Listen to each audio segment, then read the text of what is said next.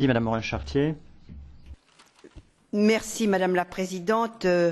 Mes premiers mots seront pour remercier Agnès Jongerius, avec laquelle j'ai travaillé avec acharnement à la construction de ce rapport.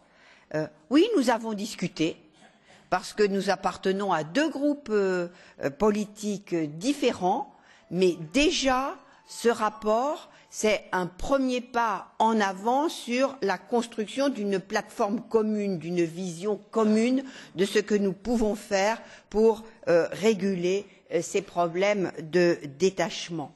Et puis, bien sûr, je veux remercier l'ensemble des shadow rapporteurs, leur confirmer que, bien sûr, notre porte est toujours ouverte pour approfondir les discussions en tête-à-tête.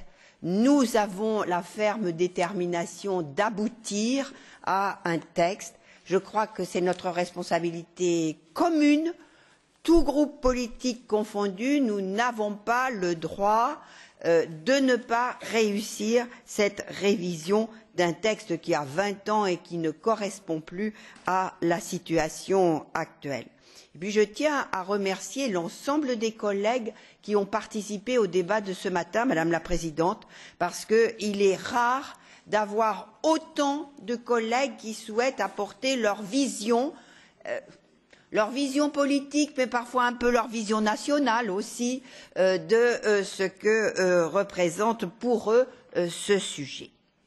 Alors, à chacun, je voudrais dire d'abord que cette nouvelle directive, elle concerne les travailleurs détachés et pas les autres. Et pas les autres. Les travailleurs détachés, c'est-à-dire que ne parlons pas, par exemple, des médecins. Les médecins, ce sont des libéraux. Donc, c'est autre chose. Ils n'entrent pas dans le cadre de cette directive. Donc, on se focalise bien sur notre sujet pour réussir notre travail. Le deuxième point, je dirais casse-cou, méfions-nous des statistiques. Alors je sais bien que quand on rapporte le nombre de travailleurs détachés au nombre de travailleurs en général, c'est une toute petite fraction. Pour autant, est-ce qu'on a le droit, quand on parle au niveau européen, de dire ils ne sont pas nombreux, on ne s'en occupe pas? Non.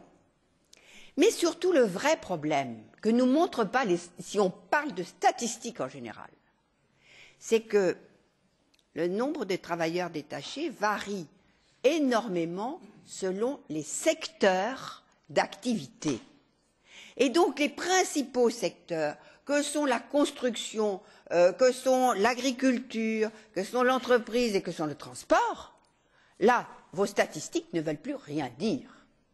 Et donc, ne croyez pas que les experts sont forcément honnêtes.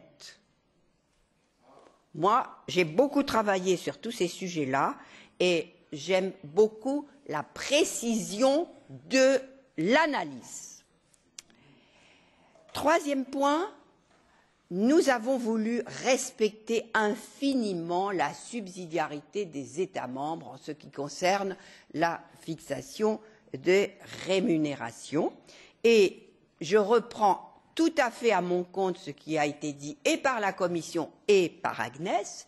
Oui, le terme de rémunération, nous y sommes certainement moins habitués, je vous le concède, mais il est juridiquement, effectivement, très défini et très clair, et nous savons à quoi cela correspond. Donc, si, mes chers collègues, vous avez besoin de plus d'informations juridiques sur ce point-là, nous sommes tout à fait prêtes à vous les faire circuler, il n'y a pas de problème.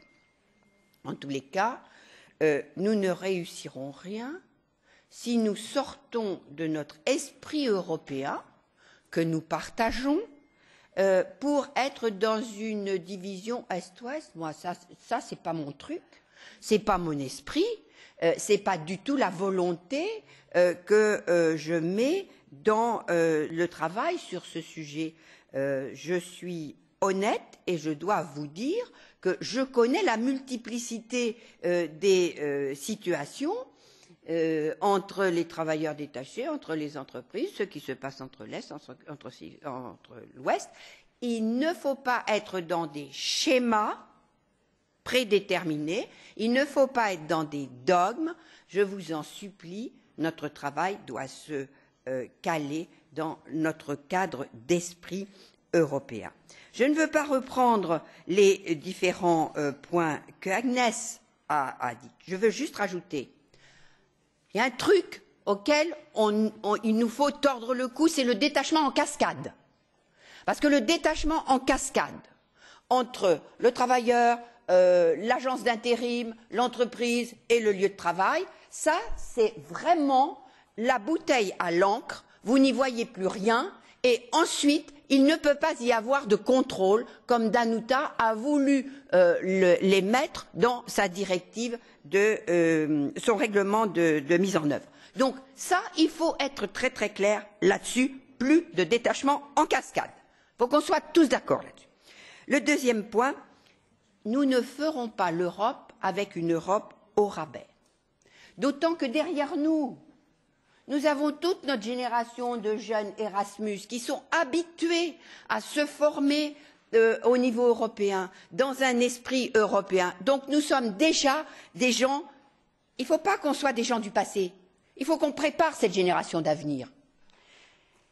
Je voudrais vous dire enfin que nous avons à bâtir le socle de l'Europe sociale, que le rendez-vous de 2019 aux élections, il se passera sur l'Europe des citoyens européens. Et moi, je souhaite que nous ayons tous ensemble apporté notre pierre à cette Europe qui est l'Europe de l'avenir, celle des citoyens européens. Et enfin, Agnès et moi avons décidé une chose, Madame la Présidente, c'est que notre rapport, il vous donnera l'empreinte législative, c'est-à-dire que nous n'y sommes pas obligés, mais nous avons choisi de le faire.